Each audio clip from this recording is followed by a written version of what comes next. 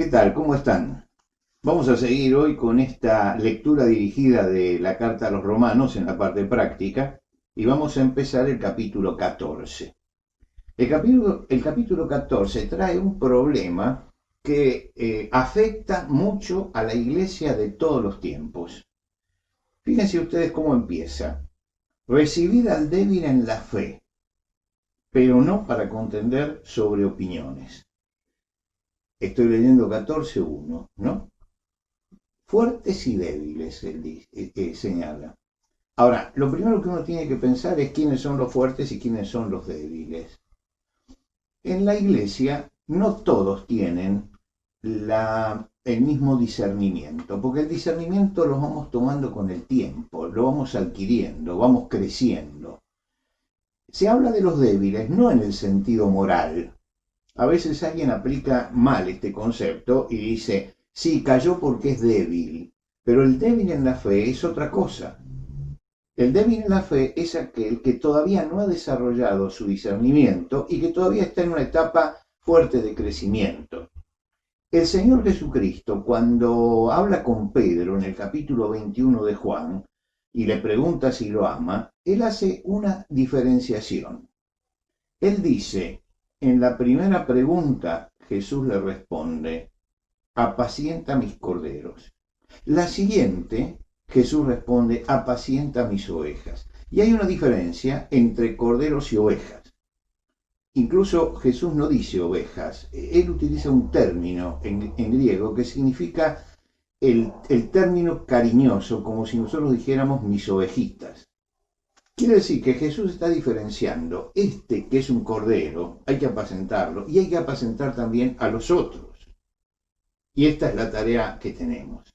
Ahora, ¿qué pasa? Que muchas veces hay divergencias entre los que conocen y tienen discernimiento y los que no tienen ese discernimiento. Y esto siempre se da en el plano no de la doctrina, sino de las costumbres. La doctrina, estamos todos de acuerdo en lo que debe ser la doctrina. En una iglesia todos están de acuerdo en la interpretación de la doctrina. Pero hay cosas que pertenecen a la costumbre y muchas veces confundimos costumbre con doctrina. Y las discusiones siempre van por el lado de las costumbres. Y lesionan mucho porque muchas veces son tradiciones que se traen de largo tiempo que se la eleva al sitio de doctrina. Una tradición no es una doctrina, es una costumbre que tenemos. Pero la doctrina es otra cosa. La doctrina son los principios de la Biblia que han sido establecidos, los que son vitales para la fe. Aquí se habla de personas muy escrupulosas al llegar a la fe y que por ser muy escrupulosas, entonces aparece en ellos ciertos escrúpulos que a veces no los podemos entender, pero que significa que traen todavía algún lastre del pasado que llega hasta allí. Esto lo vamos a entender al leer un poco más adelante el capítulo. Cuando llegamos al versículo 2, el versículo 2 dice, porque uno cree que se ha de comer de todo, otro, que es débil, come legumbres. ¿Por qué dice esto? No es por un asunto de que hubiera vegetarianos en ese momento. El asunto es que entre los que se convertían desde el paganismo, todo lo que era carne se sacrificaba al dios antes de llevarlo a la carnicería. Lo que quiere decir que ellos vivieron pensando que eso era un sacrificio sagrado. Ahora se convierten a Cristo. Y esto empieza a chocar en su inmadurez con su fe. ¿Por qué? Porque empiezan a pensar, bueno, ¿puedo yo comer esto? No, no conviene, esto fue llevado a los ídolos, yo abandoné los ídolos.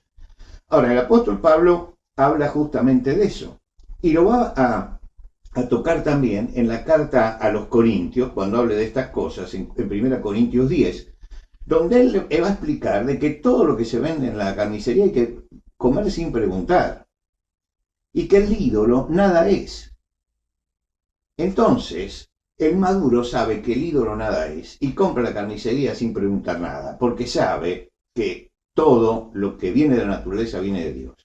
El que tiene estos escrúpulos espirituales no actúa así. El mismo problema surge también con los judíos. Los judíos que se convierten, y acá llegamos al versículo 5, dice, uno hace diferencia entre día y día, otro juzga iguales todos los días, cada uno esté plenamente convencido en su propia mente. ¿Por qué? Porque los judíos también tenían problemas con algunas cosas de los sacrificios, pero sobre todo ellos se ajustaban muchas veces al calendario que habían recibido de sus mayores.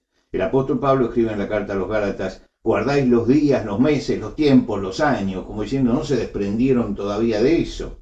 A los colosenses va a decir, no permitan que nadie los juzgue por lo que comen o por lo que beben o en relación a los días de fiesta, la luna nueva, los días de reposo.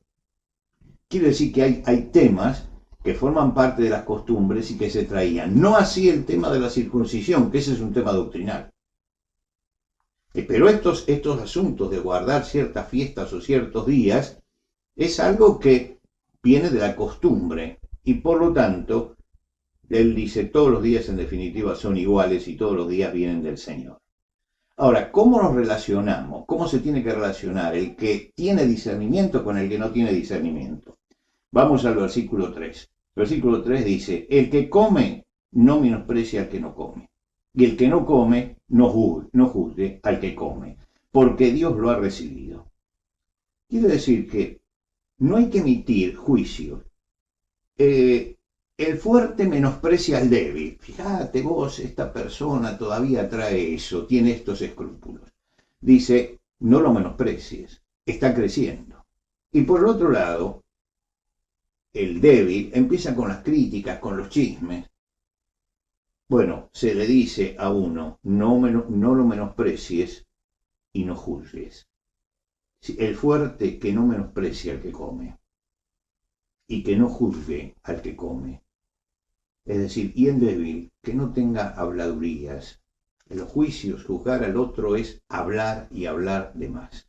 ¿Tú quién eres para juzgar al criado ajeno? Dice el versículo 4. ¿Tú quién eres? No puedes juzgar a alguien que está haciéndolo delante del Señor con sinceridad. Ahora, si uno ve que todo esto empieza a ser razón de fariseísmo y que alguien por cumplir ciertas tradiciones se siente superior al otro porque las cumple, entonces ahí ya tenemos que tener cuidado.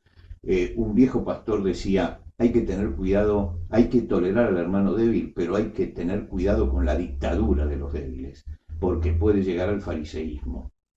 Y entonces ese es el cuidado que tenemos que tener. Pero hay una norma general que aparece al final del versículo 5. Cada uno esté plenamente convencido, tiene que tener convicción en su propia mente. Es decir, cada uno tiene que estar convencido de lo que está haciendo y lo tiene que hacer con sinceridad delante del Señor y no delante de los hombres. Si yo sigo una costumbre en medio de mi crecimiento espiritual que le puede molestar al hermano fuerte, ¿no? Al que ya tiene gran discernimiento, yo tengo que pensar que yo lo tengo que hacer con sinceridad delante del Señor. Honestidad. Tenemos que hacer todo buscando agradar al Señor. ¿Por qué? Finaliza en el versículo 7 la porción que vamos a mirar hoy. Porque ninguno de nosotros vive para sí y ninguno muere para sí. Le resumo. ¿Cuáles son las tres normas que realmente están aquí y que tenemos que tener en cuenta? En primer lugar, recibir con amor al hermano más débil. Por eso comienza diciendo recibir al débil en la fe. Esa forma de recibir, es decir, es bienvenido, tiene que sentir el cariño el hermano más débil. Eso aparece en el versículo primero. Lo segundo, tengo que respetar al otro. Tanto el débil como el fuerte tiene que respetar al otro, y si yo veo que alguien es débil, lo tengo que ayudar y no criticarlo, ni tampoco menospreciarlo. Esto aparece en el versículo 3. El que come no menosprecia al que no come, y el que no come no juzgue al que come. Y lo tercero, hay que asumir nuestra responsabilidad personal. Cada uno esté plenamente convencido en su propia mente. ¿Por qué? El versículo 8 nos dice, porque si vivimos, para el Señor vivimos. Y si morimos, para el Señor morimos. Así pues, sea que vivamos o que muramos, somos del Señor.